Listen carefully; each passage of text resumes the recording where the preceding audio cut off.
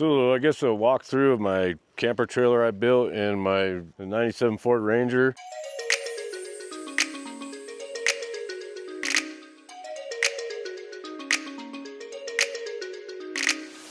So I bought the truck maybe 2 years ago with no miles on it. It had like 110,000 miles on it. It was completely stock. Put onboard air, put like a 4-inch bastard lift on it, put the wheels and tires, front winch bumper. I bought the kit and welded it up.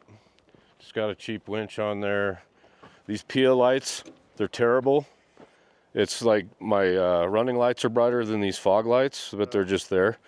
These KC lights are Flex Era 3s, and these are freaking awesome. Those are super bright. I re-geared the axles to 456s to put it, it's like 3% lower than stock on stock tires. And then I put a Detroit True Track in the rear that works pretty good. It's a twin traction beam, Dana 35, and the rear is a 488. It's not the disc brake rear end, it's the drum brake rear end. I got onboard air with a 2.5 gallon tank under the bed. Comes in handy.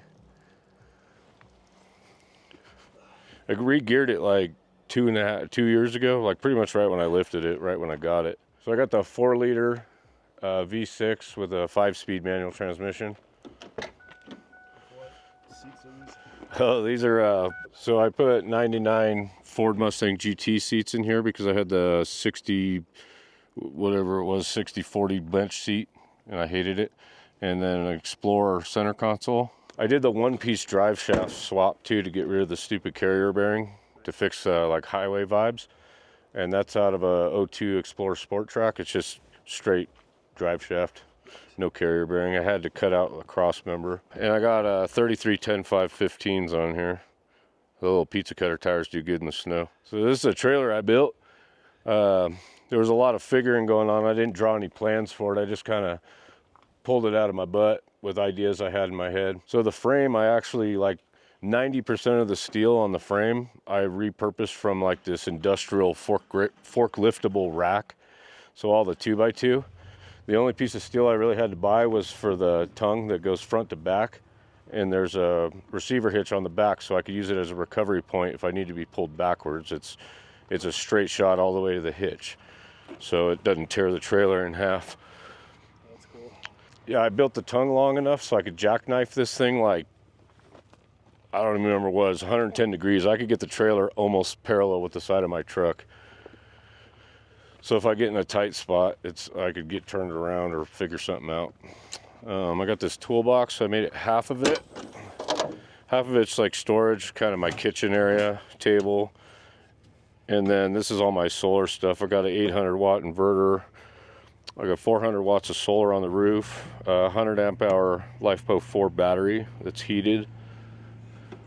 Shunt, just circuit breakers, fuses in here. Nice, it's red. So for solar, I have two 200 watt Renogy solar panels. Okay. So a total of 400 watts. It keeps that 100 amp hour battery topped off quick. Like if I run the battery flat, it'll be charged up in like 4 or 5 hours if it's in good conditions. Oh, right. Got a skylight up top with a fan in it that's reversible, so you could suck air out or push air in, which is nice in the summer. Got some nice teardrop doors with screens. It's kind of a mess in there because we just went camping. Let me open the other side. Yeah. So 2 doors, so you don't got to crawl over each other if you bring somebody. Got all these recessed lights, LED lights on a dimmer. So it's like, these use like no power. They use like a half a watt when they're all the way down. So it's nice, it really saves the battery and it's enough light at night. Got a little weather station just because it's cool. You never know, let's see what it is. Let's see it. 58 degrees, it says. Outdoor 58, and then is the other one indoor? So I got 8-inch memory foam mattress in here. I don't remember if it's a full or a queen. I think it's a full size. But I fit in here good. I don't remember the exact measurements of the box in here, but my feet go in there and they don't touch. Just got little storage side pockets for putting stuff. These are cup holders. I got one on each side. Oh, red. Just a place to set your drink. Put some little hooks. These are just cabinets I built for clothes. I usually keep clothes in this. They're all nice and organized, as you can see. But that holds like a week's worth of clothes, and that side's just like where I keep flashlights and USB cords and whatnot. So inside I got 120 volt power. This is just a 12 volt cigarette plug. Dual USB-Cs, dual USB-As. This is a remote switch to turn on and off the power inverter. Okay. So it's not on all the time. And then this is just the solar charge controller control panel. So you can go through and see all your settings. You could change settings and see what it's doing. Like right now I'm charging at 239 watts, but the battery's pretty much full.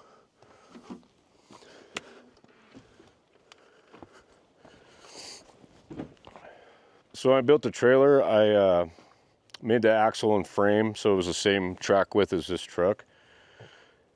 So it just, you know, it tracks well on the trail. And I got the same tires on there, 33 10 515s. These outside lights, they change from white to amber. I usually have them on amber and they light up a really good amount of area. ARB awning that's 8'2" by 8'2". That's awesome. It also has a LED light strip in it. What else? This is RV sewer connections. I needed a way to plumb a diesel heater in here, but I didn't want to build the diesel heater in here because I didn't want to rely on a Chinese diesel heater inside just in case it caught on fire or something.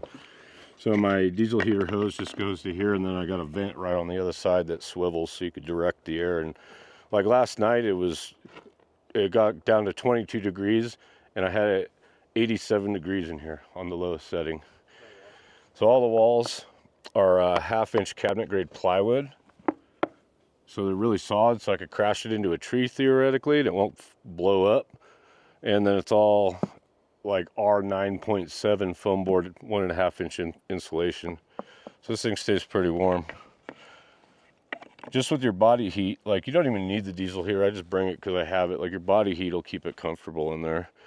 This is where I plug in the 12 volt for the diesel heater. And then I just have another cigarette lighter here for like outdoor LED light, or I plug my awning light into it. Back here is kind of the kitchen. I drained all my water, so I can't give a demonstration of the sink, but I got running water, soap, pantry. Pantry, and I just store odds and ends up there. It bounces all over, so it ends up a mess, but at least it's contained. I did high vents both sides, just to, like, if there's moisture in here, it can vent out. Also gives ventilation for my 12 volt fridge. So I could plug the fridge in here or into 120 volt. I just kind of a backup, or if I want to run a blender or something, I guess. I also got the recessed lighting in here, and I did all the backsplash with FRP to keep it waterproof.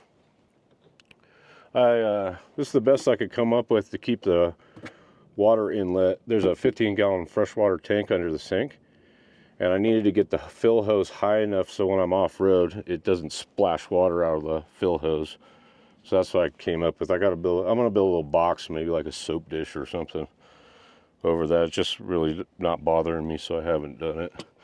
So that's lights. That turns on the water pump. Yeah, I don't know what else. The entire bottom is 2x2 steel every 2 feet. And I put this vinyl cover down so it's completely waterproof. It's just a 3,500 pound axle with 3,500 pound springs. I bought the axle with future upgrade if I want to put electric brakes on it, so if I'm towing this thing in the snow or something. I got an outdoor shower, and off that 15 gallons I bought a pump that pumps like 0.9 gallons a minute, so you could theoretically take like a 15-minute shower if you wanted to. I've never even used it, but it's there if you need it. Wash your feet off or something. This is my first real, I'd say, off-road trip with it, where I had to go over a couple obstacles, and it did really well. Normally I'm out in the desert in Nevada where there's just, you know, trails of rocks like this here. It's really bumpy, and I'll go through an occasional washout. Like, it was cool out here because I took it over some granite boulders, and it did really well. So I'm also repping these stickers here. Mainly my favorite channel, Go Wheel with John Larson. Ton of good stuff. As you can see on the sticker, it's XJ 40s tons. It's red. Hell yeah. Signing out, Go Wheel.